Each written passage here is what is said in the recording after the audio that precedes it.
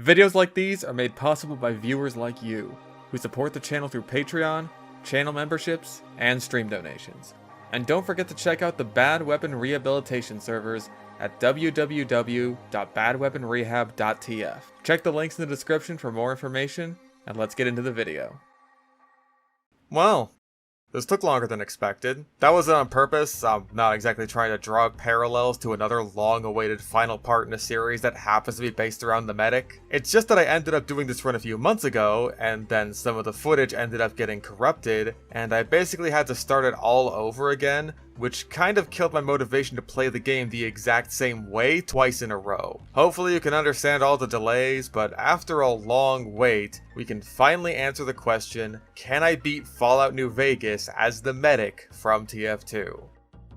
This is a run that I've seen people speculate on the rules for pretty much ever since I started this series, and I can't exactly blame them. Medic doesn't have a whole hell of a lot going for him in terms of what New Vegas gives him to work with, despite the fact that medicine is a skill you can level up in this game. But in terms of weaponry, there isn't really much to work with here outside of one option, that being the nail gun from the Lonesome Road DLC in place of the syringe gun. There's no crossbow type weapon, and for melee there's no marble bust, and the only option that's really close to a saw of any kind is the Ripper and the chainsaw. Now I really struggled with whether or not to let myself use the Ripper, as it is the closest thing we have to a bone saw, and also Arcade, who is this game's version of a medic, uses one in combat for his own melee weapon. But I ultimately decided against it for a couple of reasons. For one thing, I think it made the medic too competent in combat, and it could potentially turn the tide more in his favor with certain perks in certain situations when he's meant to be relying on his teammates for damage. For another thing, its inclusion would have made the challenges I needed to complete almost impossible, or at least extremely tedious and just not worth it. The Ripper is tied to challenges that involve you killing named NCR officers and super mutants. The NCR officers is a no-go, as I will be having Boone as a companion,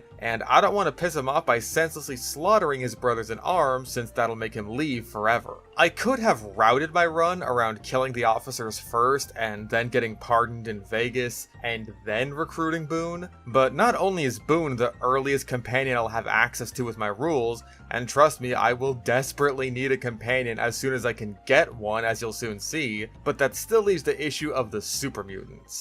They are likewise not an option because, 1, I will be having my companions joining me this whole game pretty much, meaning I'm at risk of them stealing my kills when super mutants are in short supply in this game, and 2, I'm not strong enough to kill super mutants on my own with the Ripper to avoid kill steals in the first place. So I'd basically be waiting several days for super mutants to respawn on Black Mountain so I can hopefully get a couple of kills in every once in a while as my companions steal the rest. It would just suck. So with no Ripper, you can essentially also view this run as, can I beat Fallout New Vegas with only the nail gun and also shitloads of companions? As for challenges we do need to complete, the only one on the list is that we need to gun down 10 of any of the casino families with the nail gun, since it counts as a submachine gun. Some people were confused by my wording in the sniper video when I said that I would be excluding the nail gun from that run. I was saying that even though the nail gun counts as a submachine gun, it wasn't being included since it was being saved for the medic run. I wasn't saying that I thought an SMG and a submachine gun were two different things like some comments thought. Much like the engineer run,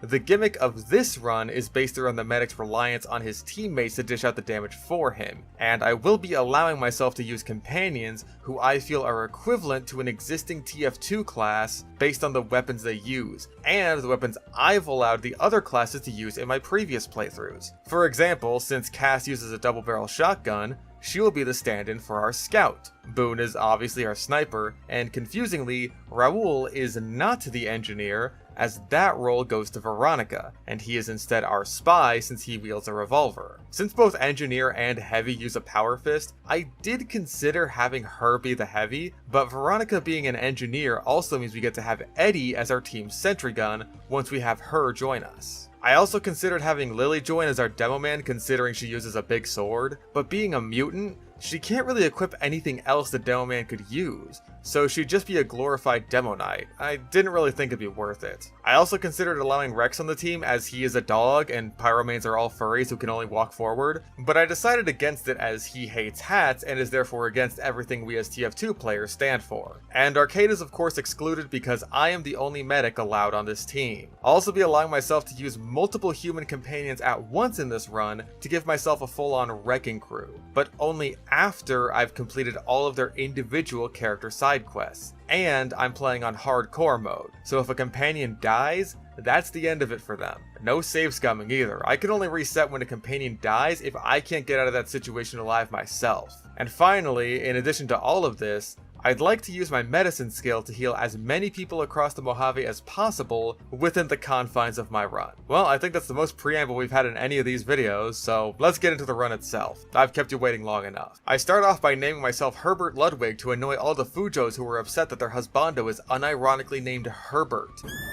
And thank my lucky stars that this is the last time I'll have to try and create one of the mercs in this game's whack-ass character creator. Special stats are pretty straightforward, low strength and endurance with decent perception and agility, and I dump everything else into intelligence and charisma. Since my entire run is dependent on companions, having high charisma is actually a benefit here as it'll passively increase their stats. And intelligence isn't maxed out because the smartest thing to do in this game is not start off with intelligence at 10. That's the real 10 intelligence move. I end up going with medicine, speech, and science for my tag skills, pretty self-explanatory, and 4 eyes and Logan's loophole for my traits. Medic is the only merc to wear eyeglasses by default, and I think he's probably done so many drugs that he's more or less immune to their addictive effects by now. That might be the case if any of the other famous doctors of history are anything to go by. Luckily, there is a pair of reading glasses here that will immediately make our vision problems disappear, and we'll get some even better options down the line. Now, upon leaving Doc Mitchell's house, we run into an immediate problem.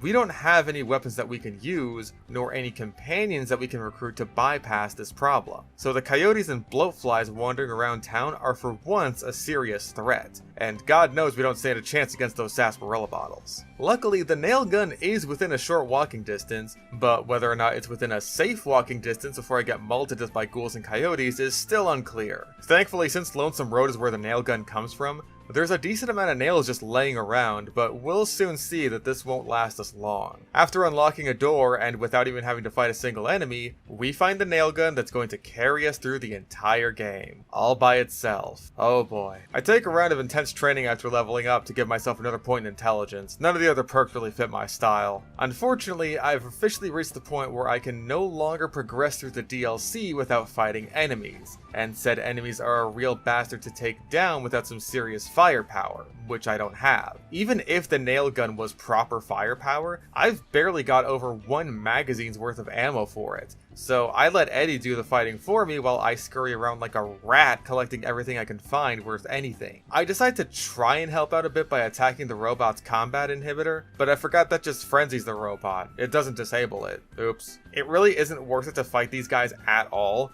but I wanted to try anyway, and doing so helped to demonstrate the nail gun's biggest problem, especially this early on in the run. This thing is an ammo hog. It chews through ammo so ridiculously fast, all for what amounts to pretty middling damage against any threatening enemies at this point in the game. Hopefully you can see why I felt this was a perfect analog for the syringe gun. I end up going through almost everything I managed to collect on the way here just to take this one guy down. It was not worth it at all. I did get a fair amount of loot, but I won't have access to a vendor who can sell me a meaningful amount of nails for some time. We're leaving Lonesome Road behind now. We got what we came here for, even if we're a few dozen nails shorter than I'd like to be, especially as I get mauled by coyotes the second I step foot outside of the DLC. So now that I've made a giant sentry bot my bitch, I can take down those scary sarsaparilla bottles so I can make my way through the tutorial. Maybe it would be more in character to skip all the combat stuff by showing her how to make medicine, but I want that early game experience. I'm gonna need it. My plan was to let Sunny do all the fighting for me,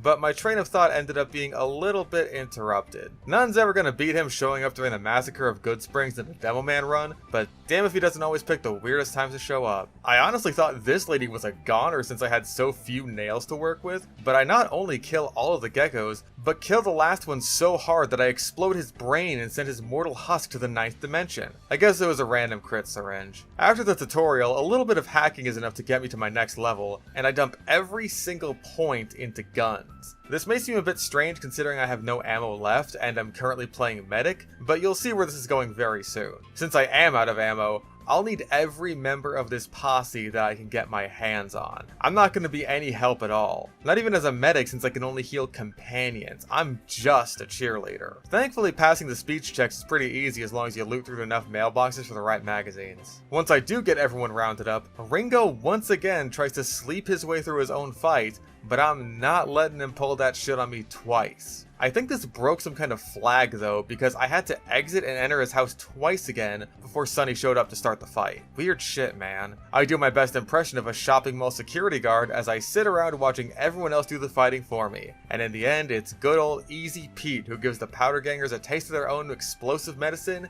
and finishes them off. I still walk away with the bad reputation because I acted as moral support. But moral support really is all I can provide. The baby mantids inside of the school were a life and death struggle for me. We even managed to sneak in another insect-related jump scare into this series as one of them apparently followed me from the school. Prim is next, and without any ammo, I'm forced to lead one of the convicts over to be gunned down by just the NCR's finest. Crack shot, this guy. But of course, getting back into town can't be so simple as there's another convict gunning me down. So I have to push my knight in shining armor into aggro range so he'll actually gun this goober down. I try to enter the casino through the top floors to try and avoid as many convicts as possible, which works great until it doesn't. In fact, getting through this area at all is kind of a horrible pain in the ass. I'm reconsidering a lot right now. Now, as you can see, we've hit a bit of a wall in terms of what we can do for ammo. None of the nearby vendors sell nails, the Divide is the only place where they spawn naturally inside of crates and stuff, and Boone is the nearest human companion we can easily recruit.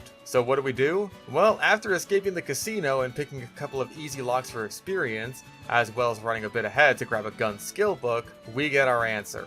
By dumping even more points into guns, I now have a high enough gun skill that with an assist from my outfit, I can now craft scrap metal into nails. Yes, you need a high gun skill to do this and not a repair skill. I don't know why. I've actually been hoarding scrap metal this entire time in anticipation of this, since I know that in the early game especially, nails are a colossal pain in the ass to come across, and you need them the most at this point. However, even with my foresight and hoarding, it's only enough to make 100 nails total, and you saw how quickly I ran out of that much last time. Better make them count. Since I'm in the area, I do pay Snuffles a visit and finally put my skills as a medic to work in order to patch his leg up. And with that boost in morale, I head back to Prim to finish what I started. Though it doesn't take long before I'm left with a meager handful of nails left. And these are the easy to kill convicts without any serious armor. Luckily, who should I run into but the medic's voice actor? And I managed to convince him with the medic's voice to do some of the fighting for me.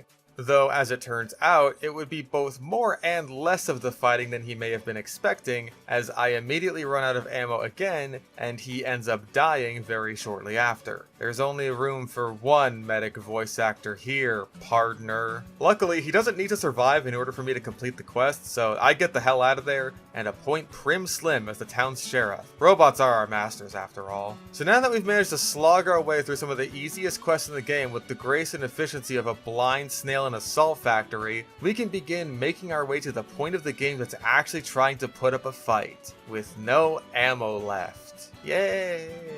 I look around in every safe area I can find for more scrap metal so I'm at least able to defend myself, and in the process, find myself unable to defend myself. I'm having fun. Not only are the vendors disinclined to sell nails themselves, but they're even stingy with scrap metal and other materials I can use to craft metal. I try my hardest to reach Nipton without alerting any of the raiders on the way, but Thomas here doesn't seem too inclined to do literally fucking anything about the one filling me with lead as the bullets whiz past his skull. Must have been the wind, huh, Tom? Thankfully on my next go around, I reach Volpez so I can turn in a couple of easy quests that don't involve me wasting any ammo. Okay, killing Oliver Swanik is never wasting ammo. And even though that was a totally necessary expenditure, the ammo situation is getting seriously dire. I spend the better part of an hour scrounging around every location in the area I can think of, looking for anything that can so much as eventually become scrap metal. Even if I do find anything, I'm likely to spend more than I get just getting there to defend myself from anything that tries to kill me. Now, I do know of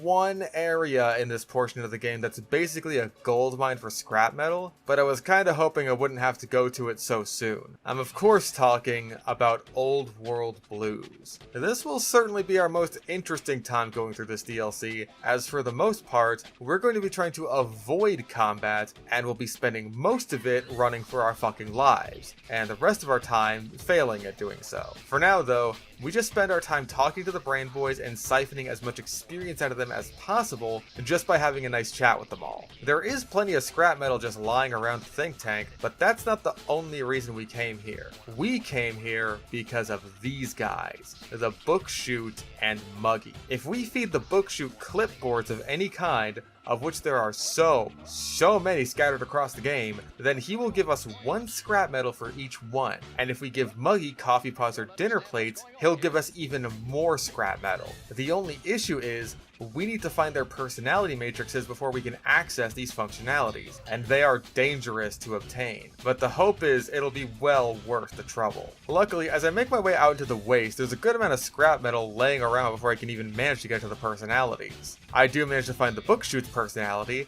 and then install the module to get scrap metal out of clipboards. And I've been hoarding about as many of these things as I can find up to this point. It's only enough to get me about 3 mags worth of nails, but I'll take what I can get when I'm this defenseless. I do still try to avoid using my nails unless absolutely necessary, which ends up making me look like a bit of a dingus as robots spew flames at me and I run around grabbing glorified floppy disks. Alright, my viewers are zoomers, I run around grabbing save icons. Even though some enemies drop scrap metal upon death, there's pretty much no way to kill them without spending more in nails than I'll get back. But at the very least, it does still make these some of the less wasteful enemies to kill. After getting the antenna, some Robo-scorpions are scripted to spawn, but I managed to escape them without much hassle by using the perimeter to teleport me back to the sink. That sums up a lot of my experiences with this DLC, wandering around looking for robots and scrap metal, and every so often biting off a lot more than I can chew. But not more than they can chew.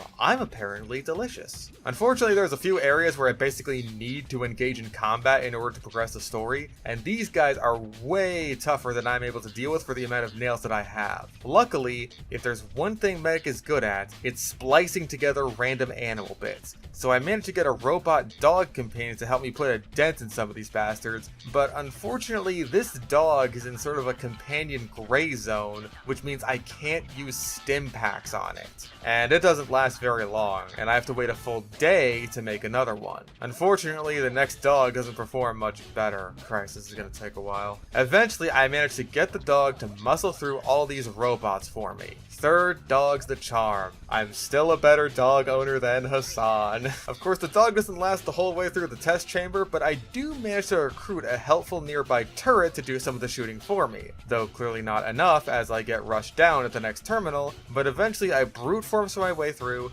and finish the test by the skin of my teeth. I don't have nearly enough nails to bring down Gabe, so I activate Muggy and give him everything I can to turn into scrap metal. The good news is now I can use these guys even after I finish the DLC should I happen to find any materials around on the main map. After getting enough nails, I bring in another dog and go all Michael Vick on Gabe's ass to finally get this quest done and dusted. Of course, the dog dies immediately afterwards in sacrificial glory to protect me from Robo-scorpions. I'm giving JoJo a run for its money on the dog to dead dog ratio. Now I just have the sneaking quest to do, which is way easier. At least it should be since I don't have to shoot anything. And it is, thank God. So now I can work on finishing the DLC. So I talked to the Brain Boys about the brains or whatever, and now it's time to defeat the giant Robo-scorpion. Thankfully, with the power of my brain, I can defeat it without wasting a single nail. It's actually pretty easy. Turns out magazines contain the power to initiate the emergency shutdown procedure of a giant metallic arachnid. So with my brain in my brain outbrains the brains, and my brain is done with this DLC. Thankfully, we left with a hell of a lot more nails than we came in with, which was the whole point. Let's see how long they last. Making my way to Novak is essential since that's where we'll find our first companion, and since he's gonna blow the heads off of any legionary he sees within 100 yards, I decide to just expedite the process of the Legion hating my guts and free the slaves for the booted quest. I also run into some raiders who abandon band of traveling merchants are thankfully able to take care of for me. I really am getting the medic experience here. I finally make it to Novak and meet the town's other sniper first, and he tells me to go clear out the ghouls at RepCon, which I give the old college try. But it's clear after just a few ghouls that this won't be sustainable. So I head back and wait until nightfall to talk to Boone, show Genie May something truly mind-blowing for the dinosaur, and after all this time, we finally have our first companion. Or I guess Pocket, considering we're a medic and all. Let's hope Pocket Sniper is just as oppressive to all these ghouls and nightkin as it is in TF2. I'll grab my vaccinator. It feels so nice to go from being unable to damage anything, to feeling like lesser enemies weren't even worth fighting due to limited ammo, to actually being able to have someone just deal damage for me. And it'll only get better from here, especially after giving Boone Christine's sniper rifle, which from the sniper video we know is basically the best one in the game. Well, it's a bit on the rocket surgery side of things, but I do manage to get the ghouls into space without too much issue thanks to Boone doing the heavy lifting with all the damage. However, as good as Boone is, he can't single-handedly take out a horde of Legion assassins. Unfortunately for me, it's very difficult to take the direct route to Boulder City without getting killed by these assassins. I try going north of Goodsprings past all the Cazadors, but I may not be the most equipped to handle this route. Boone's great and all, but single target damage isn't the best when we're being swarmed by a whole pack of Cazadors. I'm just barely able to pull us both through it alive. We then manage to get through Bonnie Springs alive, and Boone even gets a new set of armor out of it. But of course, right at the end of this path is also a Legion assassin spawn point. Give me a break, dude. I guess I should have remembered this one from the Demo Man video. It was the only place a squad of assassins spawned after all.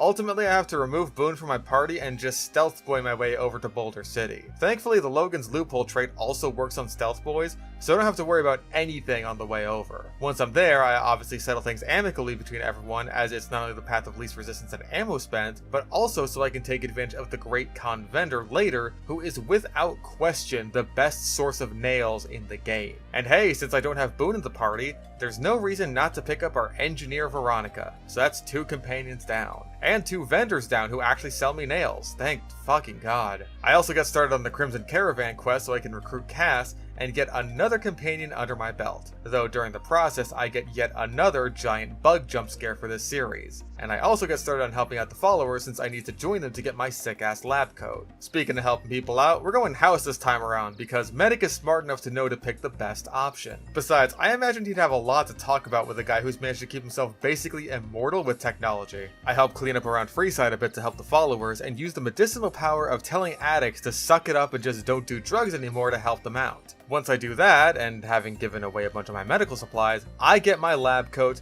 and can officially be Medic Team Fortress 2. Also, since I'm in the strip area, I figure I may as well pay Benny a visit. This is pretty much the only time I've actually gotten to use speech to its full effectiveness in one of these runs, so you bet your ass I'm getting my mileage out of this to make this easier on me. Nah, I'm just fucking with you, I just wanted the extra experience. I blow them away like normal. Since I've got Cass in my party right now, I decided to get started on her character quest since it's arguably the easiest one to finish. Just go to a couple wreckage sites, find out who killed her caravan, and bring the culprits to justice. I choose to actually go through with convicting them instead of murdering them all because medicinal pacifism or whatever, and also because I've never seen it before. It's definitely not as satisfying as murdering everyone, but it saves me ammo. At least Cass gets a health boost, she'll need it for when I try to get laid. After all that, I have Boone fight off some Redditors before grabbing the nearby suits of power armor, which would be very useful for my companions once I get power armor training. And at the very least, it's useful for Veronica now. Although thinking about it, it is kind of fucked up to give Veronica power armor that was found on the rotting corpse of what was basically a member of her family. Hope it doesn't smell too bad in that tin can. The super mutants on Black Mountain are a little too tough to tango with for Boone though, so it looks like we need Veronica and her power armor as well as her mini sentry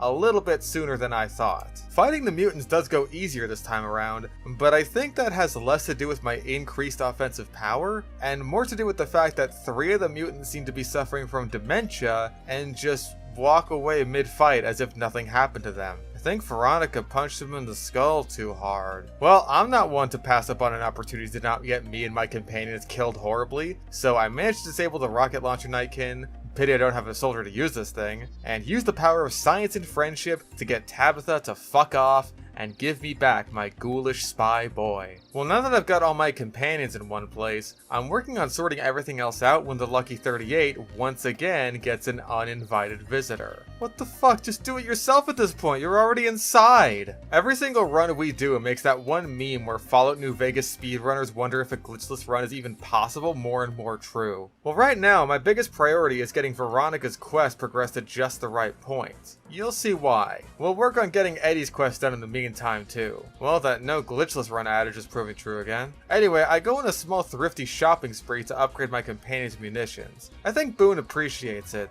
even if his back doesn't. I test out his new kit on the Fiend leaders, no one better to take on an assassination mission after all, and it seems to suit him well. Though I think some Legion assassins end up doing most of the damage to Violet, but I don't think there's a penalty here for kill stealing. At the end of the day, I'm still getting someone else to kill her for me while I take all the credit. So I'll take it, even if it's not the help I expected. Now that Boone's all kitted out, he's much more effective against those assassins than he was before. And we actually managed to take them down pretty handily. Good thing too, because they've got some nice loot on them. Boone doesn't manage to kill Nefai quite so cleanly, but hey, 2 out of 3 ain't bad. That's still probably better than my track record on this quest. The moral of the story is to do nothing for yourself. Yeah, I may be a doctor, but I still can't cure racism. Or floating grass. Well, at the very least, I can diagnose Michelangelo with agoramophobia and get Eddie's brain working again. And I can give the platinum chip to House and watch this demonstration for the billionth time. I'm moving on to Boone's quest now, and I introduce myself to this guy as the illustrious Herbert Ludwig, as I hear the pained cries of thousands of Fujos in the distance. And I get to work on clearing out Nelson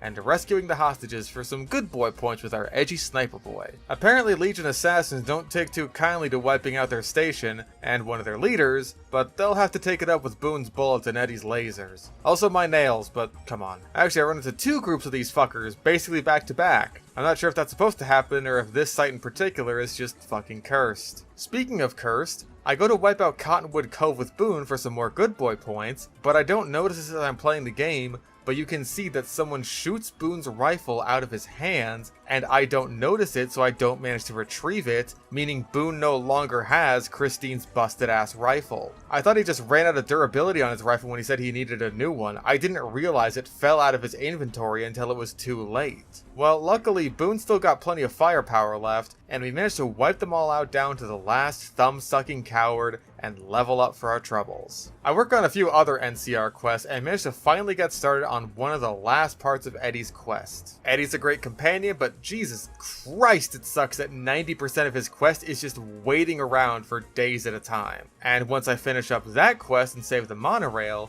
Boone decides he wants to finish his quest too. For now though, we head to the Repcon headquarters to not only pick up a fancy plasma rifle for Veronica, but also to continue Eddie's quest.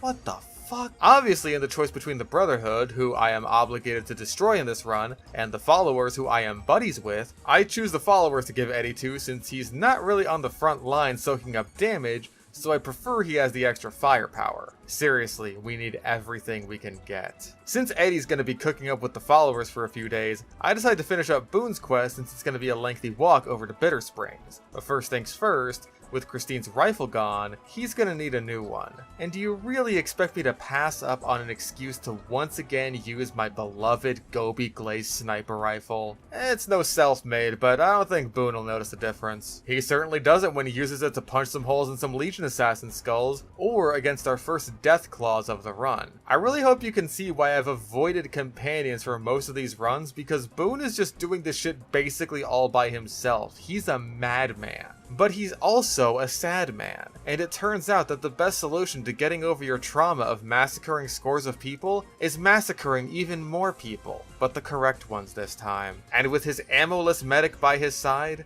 Boone is able to single-handedly clear out the Legion onslaught and confront his trauma. Good job, Boone. Veronica, quit fooling around, the table's expensive. Speaking of Veronica, her quest is next on the docket, and it's a very important one. You see, there's a bug with Veronica in particular, where you can exploit the fact that at one specific point in her quest, she gets put in a sort of companion gray zone, where you can tell her to go do her business with the Brotherhood by herself, grab another companion, and then get her back in your party again by talking to her before she leaves, letting you have as many companions as you want outside of Rex and Eddie together. Unfortunately, I chose the wrong dialogue option about 3 hours ago and permanently locked myself out of using this exploit, so I just installed a mod that does the same thing. I'm sorry, but I am not going through this shit 3 times for one gimmick in one video. She was already bugged in my first playthrough of this stupid challenge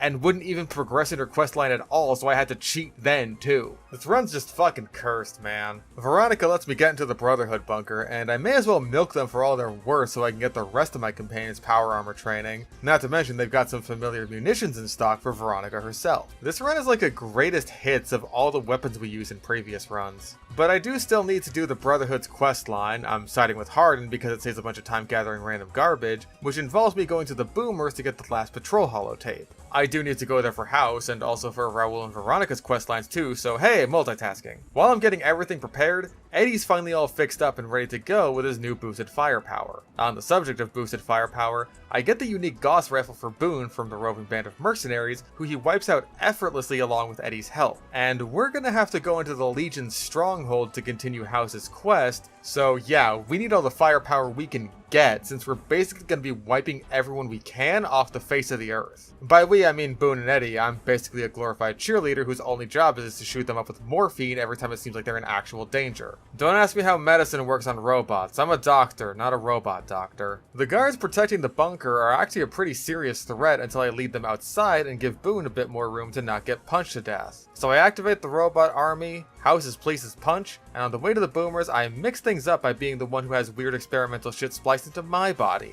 I don't have any of my companions with me when I make it over to Nella, since I don't want them getting blown to pieces on the way over. I end up doing that to myself enough as it is. But after a couple of tries, I make it over, and start making friends with these psycho freaks. One of those psycho freaks is crucial to getting Raul's character quest completed, and he's the second to last one we need to finish up before we can get our squad all together at once. But this also leads us to Camp Forlorn Hope, where we not only need to talk to this guy, but also get started on the Return to Sender quest, since obviously we're getting a Ranger Sequoia for Raul. Come on, it's the best revolver in the game. For any of that though, not only do I finish up Raul's quest and make him a total badass, there's lots of medical shit going on around the camp too. I gotta help this lady get her brain fixed because of, trauma. Gotta do some amputations, and not just recreationally like I normally do. And this guy's all hopped up on dope and stealing supplies. Like dope. Anyway, time for the very fun and engaging process of going to a bunch of different ranger stations all over the place to finally get Raul his goddamn gun. Yes, it's from a suicide victim, but it's registered in someone else's name. You can't complain about that. You can kill anyone you want with this thing. Anyway, I start wrapping up the Brotherhood stuff, and of course that does mean doing the stupid virus mission shit, which is just as much of a pain in the ass as it always is. I swear I like this game, some of the quests are just fucking doofy. But once all that's done, I get Harden instated as Elder, and all he wants me to do is kill the Van Graffs. Well, they're kinda pissed at me because of the whole incriminating evidence of conspiracy and murder thing, so it's pretty easy to start a conflict with them. So much for the pacifist route, huh? Oh well, at least when that's done, me and my boys can wear power armor finally. Not that I'll be wearing any, cause I have my cool doctor's coat to wear. Duh. Not to mention, this shit's expensive and not easy to come by. I have a bit more multitasking to do since Veronica's quest can take me over to the Boomers again, and I have a bit more to do in order to wrap up their quest line, including a bit more surgery. I promise I didn't put any uteruses in these guys. Uteri. Uterpodes. And then it's just some ants and some planes, and bing bang boom, we're done with the bing bang boomers. Huh. Good to see Grease Lightning is still a funny ragdoll generator. Now that we're done with the Boomers, we have the Rebreather, which makes it a lot easier to finally start wrapping up Veronica's quest line, because it takes us to...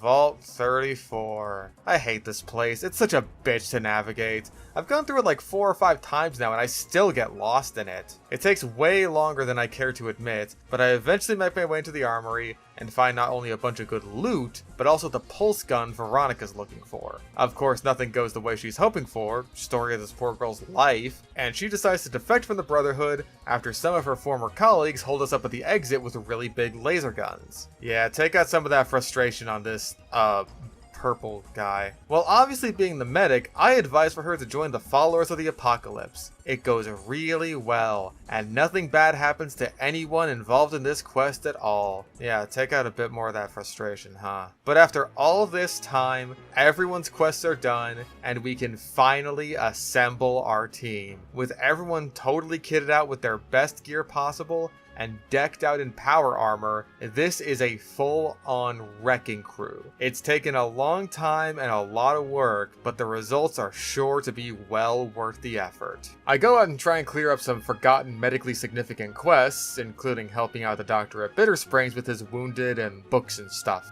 I also helped him out a bit with some more supplies, and find that the con guy hiding out in the cave will immediately open fire on you if you have Boone in your party. Thank you for giving him even more trauma, dickbag. I also end up correctly deducing with my Dr. House powers that these men are merely pretending to be dead, and now with proof of my medical brilliance, the king trusts me to get Rex's brain hole fixed. And while I'm in the area, I also casually cure schizophrenia, because I'm a badass like that. But let's be real, and now that we've got our crew together, there's only one thing that matters. I've gotta give Red Lucy her injection of and and the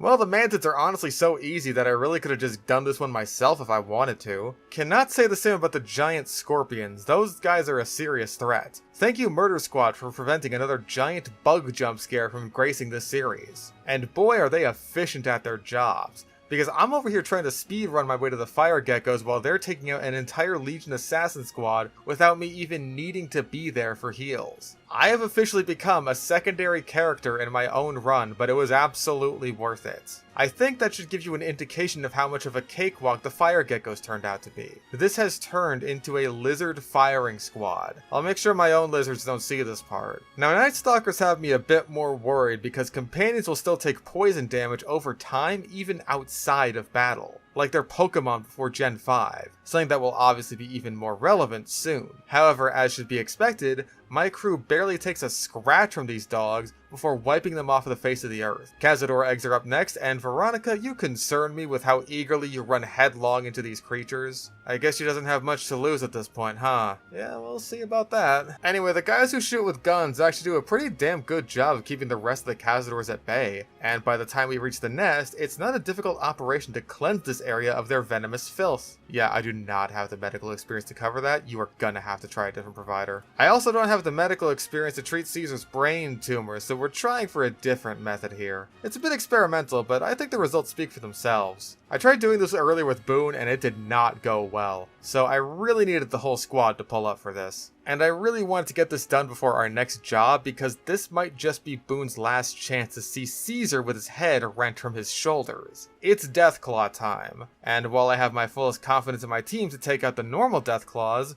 a confidence that they prove is absolutely warranted by getting ganked by 3 other things at once like it's Dark Souls 2 and coming out of it totally fine. It's the alpha male and mother especially who are costing me sleep at night. Well, luckily the alpha male gets totally stun locked in place by getting crippled over and over again, and doesn't even manage to get a swipe off on any of my crew. That was very lucky, and I know I'm pushing my luck when I go up against the mother. I try my hardest to cripple its leg before it sprints over my crew, but I'm not exactly putting out a bunch of damage here. And unfortunately, it makes a beeline straight to Cass, killing her before everyone else is finally able to bring it down. This isn't the first time Cass has died during one of these runs, but at the very least, it's the last. Rest in peace, Cass. There's a cuck chair in heaven for you to watch me have sex with Red Lucy in. Everyone else in this polycule gets to share one in the mortal realm while they watch. With the sex had and all the medicine in the wasteland done, all that's really left to do is clean up House's final few tasks. The Omertas are up first, and I'm able to smooth talk my way through basically every single interaction because speech is busted. Except for the guy who's casually collecting snuff tapes because fuck that guy. And I make it up to the point where I get the bosses to try and kill each other before the last guy is left in a 5v1 against me and my power armored polycule. Call me a coward, but I would have probably just surrendered if I were him. Wiping out the Brotherhood is up next, and Veronica is understandably going to be sitting this one out. I activate the self-destruct terminal with a bit of hacking, and everyone else in the genocidal firing squad blast everyone who gets in our way to smithereens, as we make our daring escape. Luckily, this is only my first strike with Veronica, and she gives me a final warning. Don't worry, Veronica. I promise I won't ever kill anyone from the Brotherhood ever again. I promise. House is happy that I've murdered Veronica's entire family, and now I just have to save the president. Good thing I don't have to kill him this time around, because I think Boone would take issue with me going all John Wilkes Booth on his president. Also, fun fact, did you know that the guy who shot Reagan is still alive and he's a musician who posts his music to YouTube now? Oh right, my audience is Zoomers. Did you know that Ronald Reagan, the actor, was president? He's the guy from this Family Guy cutaway gag that you saw on TikTok. Reagan smash! Reagan smash! The Legion sniper is no big deal. Snipers in TF2 are pretty wheezy, getting fucked in the ass by 4 pocketed people in a mini-sentry all at the same time. And the Legion engineer with the detonator is weak to being snuck up on, just like so many other engineers. I do wish I could just tell Raul to backstab him though.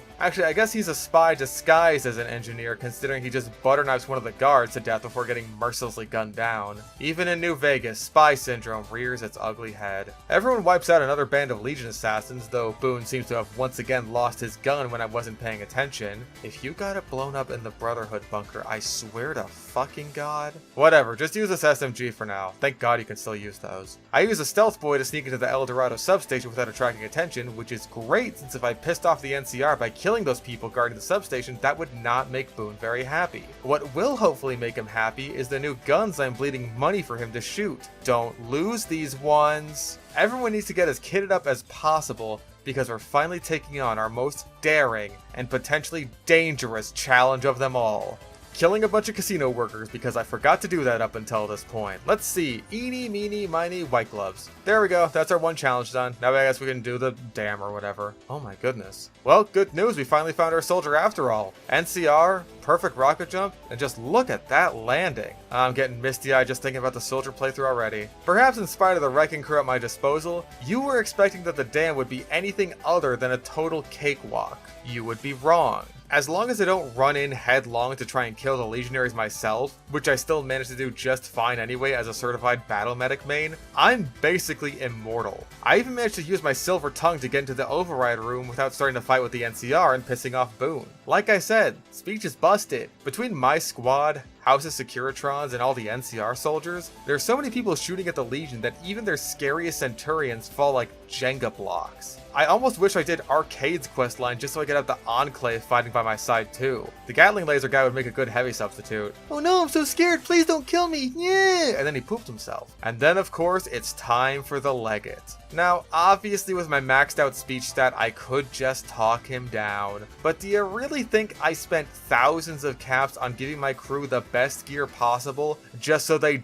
don't get to use it against the final boss? Yeah, I didn't think so. Let's kick this guy's ass. Now, surprisingly, I don't actually get this on my first try, as I try to knock his sword out of his hands, but he's got wicked sick juggling reflexes, and I end up neglecting my own health as I heal my teammates and eat a particularly troublesome pineapple at an inopportune time. Second try, and it's really the Praetorians that are the serious issue since they overwhelm Veronica and almost kill her, but I managed to put myself between her and them in order to give the stim pack time to do its job and keep her on her feet. Once the guards are cleared out, the Legate himself doesn't put up much of a fight, and it's hard to say who got the final hit on him, but I like to imagine it was one final nail between the eyes. The final nail in his coffin, if you will. Now I can approach the gate, and for the first time ever, I talk down General Oliver instead of killing his ass, since even though it's the end of the game and it doesn't matter anymore, what does matter is my friendship with Boone. Friendship is what got us this far after all. And with that, House congratulates me, and we prove that we can not only beat Fallout New Vegas as the medic from TF2,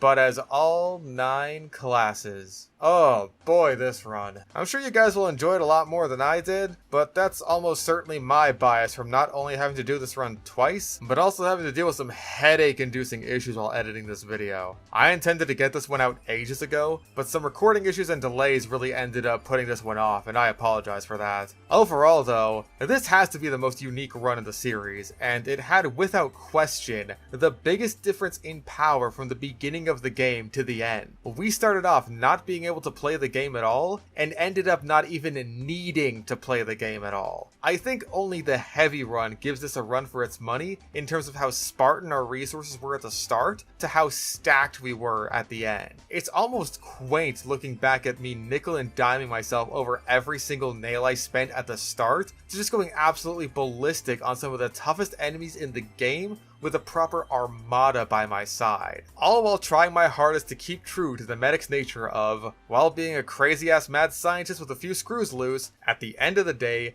a supportive player who works hard to keep his teammates at their best, even if I ultimately failed one of them. I apologize to Cast the Scout for not overhealing you when you were begging for a medic at 124 health. This may be the end of the Fallout New Vegas TF2 runs, but I got a few more ideas in the tank for some more interesting ones. Maybe we'll do Fallout 3 and 4 for the mercs as well. Let me know if you want to see that. Until then though, I hope you enjoyed the series.